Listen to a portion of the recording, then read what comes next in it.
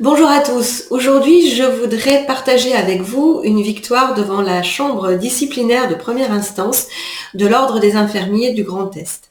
Je plaidais devant cette juridiction pour une cliente infirmière suspendue de statut de droit privé qui, depuis le 15 septembre 2021, n'avait plus d'activité, n'avait plus de rémunération puisqu'elle ne satisfaisait pas à l'obligation vaccinale. C'est déjà une sanction en soi, malgré les termes de la loi qui indiquent que la suspension des agents ou des salariés soignants suspendus n'est pas une sanction. En tout état de cause, l'Ordre des infirmiers est venu ajouter une demande de sanction supplémentaire. L'Ordre des infirmiers l'a convoquée et lui a demandé de s'autoradier du fait que, comme elle n'était pas vaccinée, elle n'exerçait pas, ce qui n'était pas contesté, elle n'exerce plus depuis sa suspension du 15 septembre 2021, mais il voulait en plus qu'elle s'autoradie. Alors l'autoradiation, c'est un peu particulier, puisqu'effectivement la radiation est une sanction, on va dire, prévue par le code de déontologie des infirmiers.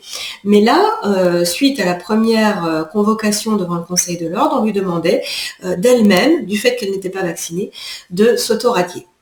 Ce qu'elle a refusé, ce qui fait que nous sommes allés donc devant la chambre donc de première instance pour plaider son dossier.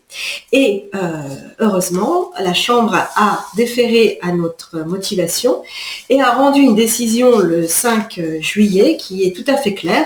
Je vous la lis, elle est pas longue, ce sont les motifs.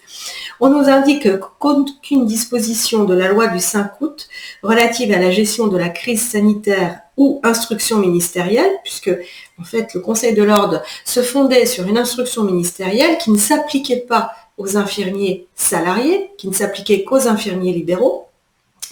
Donc, je reprends, ou instruction ministérielle, ne prévoit de sanctions disciplinaires ni d'obligation de radiation du tableau de l'ordre pour une infirmière non vaccinée qui n'exerce pas.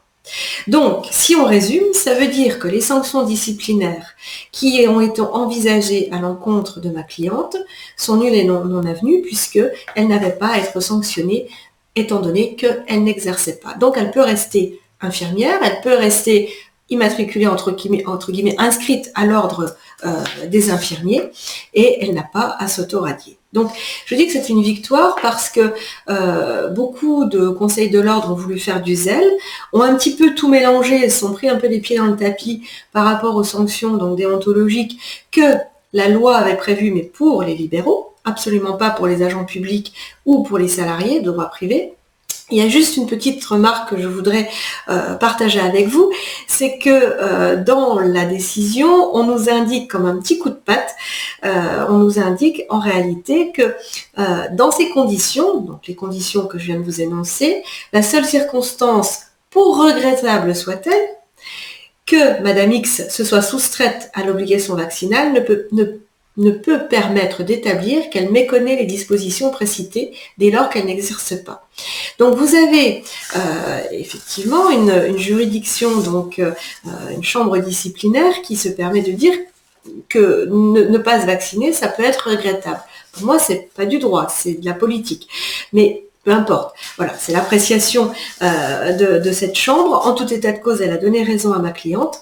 Et aujourd'hui, je voudrais insister sur le fait que le zèle de certains ordres pour empêcher, alors encore une fois, on n'est pas dans des infirmiers libéraux, mais des infirmiers soit statut public, soit statut privé, et leur ajouter une sanction supplémentaire à la suspension qu'ils subissent déjà depuis plusieurs mois, tout ça n'a pas été validé par la chambre disciplinaire. Alors bien évidemment, le Conseil de l'Ordre peut faire appel. Nous sommes encore dans les délais d'appel. J'insiste aussi sur le fait qu'il a été condamné à verser à ma cliente la somme de 1 200 €, donc à titre de dommages d'intérêt entre guillemets. Enfin, voilà, pour expliquer que de toute façon, le préjudice, elle a dû prendre un avocat, elle a dû se défendre. Il y a effectivement pas mal de choses qui sont contraignantes et qui sont humiliantes quand déjà vous êtes suspendu et qu'en plus le Conseil de l'Ordre vous poursuit comme si vous aviez commis une faute déontologique. Donc encore une fois, la loi a insisté en parlant d'absence de faute, c'est là-dessus que la loi a motivé les suspensions. En réalité, de quoi s'aperçoit-on? C'est que non seulement on pointe du doigt les agents ou les salariés suspendus, on les sanctionne puisqu'ils n'ont pas de rémunération, ils n'exercent plus, et en plus, ils peuvent avoir des sanctions disciplinaires par leur ordre. Cette décision vient mettre un coup d'arrêt à ce zèle, c'est-à-dire que, en l'occurrence, ma cliente ne pouvait pas être suspendue, on ne pouvait ni la radier, ni lui demander de s'auto-radier. Voilà, je pense que c'est quand même une décision qui est importante, qu'il faut diffuser largement pour permettre maintenant aux soignants suspendus de faire face à cette situation par rapport aux obligations ordinales. Voilà, merci de m'avoir suivi. À très bientôt. Au revoir.